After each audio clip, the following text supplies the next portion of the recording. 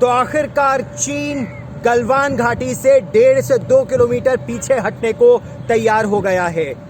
राष्ट्रीय सुरक्षा सलाहकार अजीत डोवाल और चीन के विदेश मंत्री वांग यी के बीच लगभग 2 घंटों तक बातचीत चली और इसके बाद निर्णय यह हुआ कि पेट्रोल पॉइंट 14 से चीन की सेना लगभग 2 किलोमीटर पीछे हटेगी।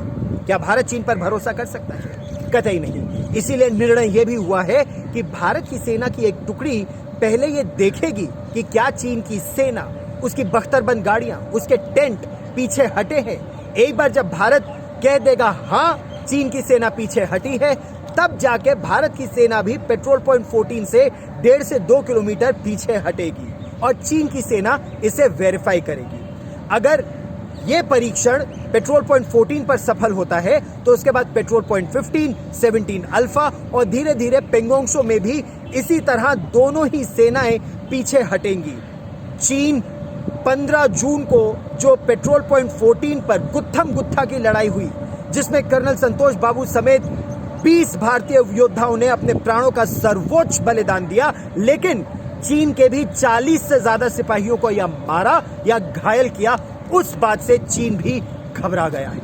चीन ने कभी सोचा भी नहीं था कि भारत इतनी तेजी से जवाब देगा और चीन को वास्तविक नियंत्रण रेखा के उस पार करेगा। इसके बाद चीन भी अब यह सोच रहा है कि आखिर भारत को कैसे चीन की भाषा में सबक सिखाया जाए। भारत ने तो यह साफ कर दिया है, प्रधानमंत्री नरेंद्र मोदी जब लद्दाख गए थे, कि भारतीय जमीन 1 इंच पीछे नहीं हटेगा।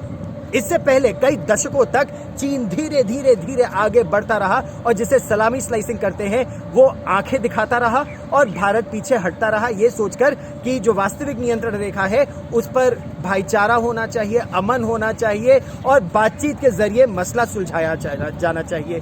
चीन इससे और बड़बोला बनता गया, चीन इससे और ज्यादा भारत को डराने की कोशिश करने लगा। लेकिन इस बार भारतीय सेना ने और फिर भारत की सरकार ने, प्रधानमंत्री नरेंद्र मोदी ने यह साफ कर दिया कि भारत एक रत्ती भर अपनी जमीन पीछे नहीं देगा। हालांकि यह बात भारत ने 2017 में डोकलाम में भी साफ कर दी थी, जब भारत ने अपनी ही नहीं भूटान की जमीन को बचाने के लिए चीन का बुलडोजर, रोड रोलर और रोड बिल्डिंग इक्विपमेंट को अपने कब्जे में कर लिया था। चीन उस समय सक पका गया था, क्योंकि चीन ने सोचा भी नहीं था कि भूटान की जमीन को बचाने के लिए भारत की सेना चीन से लोहा लेगी।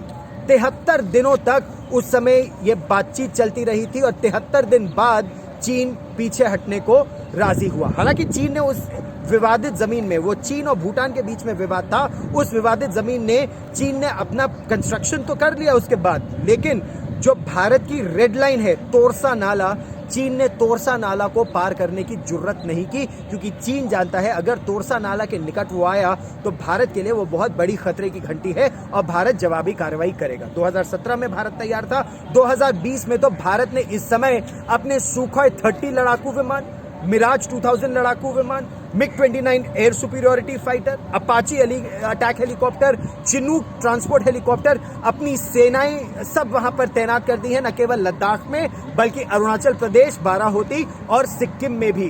तो भारत अपनी तरफ से पूरी तरह से तैयार है। गेंद अब चीन के पाले में है। चीन शांति चाहता है या दबाव?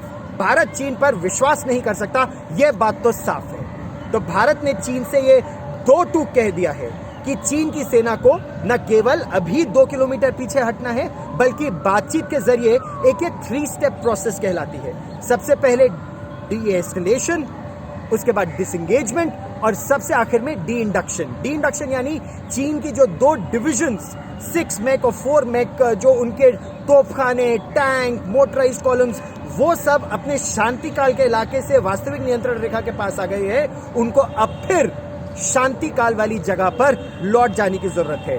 अगर वो सेनाएं शांति काल के इलाके में जाती हैं तब तो चीन भी शांति चाहता है, अगर नहीं तो एक बार पीठ में छुरा खाने के बाद, मैं 62 की बात नहीं कर रहा हूं, 15 जून की बात कर रहा हूं, 20 वीरों ने प्राणों का सर्वोच्च बलिदान दिया, लेकिन भारत की आंखें खोल दी और इस बार भारत धोखा नहीं खाएगा। कैमरामैन कृपाल सिंह के साथ गौरव सावंत, न्यूज तक।